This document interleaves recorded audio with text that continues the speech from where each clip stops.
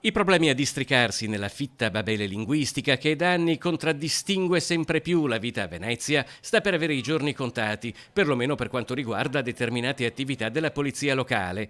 La Giunta Comunale ha infatti approvato una delibera di adesione della città ad un progetto europeo per l'implementazione di tecnologie avanzate basate sull'intelligenza artificiale.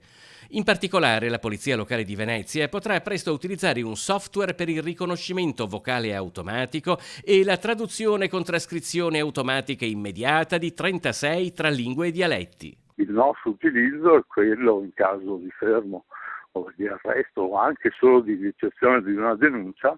Questo riesce insomma, è un software di riconoscimento vocale, sostanzialmente recepisce quello che uno dice, lo trascrive e poi anche lo traduce. Una nuova tecnologia moderna e sofisticatissima, capace di abbattere in tempo reale gli steccati linguistici che contraddistinguono la quotidianità di una città dalla forte vocazione internazionale e che porrà il corpo di polizia locale all'avanguardia a livello nazionale, pronto a diventare un vero modello da esportare nelle altre città italiane.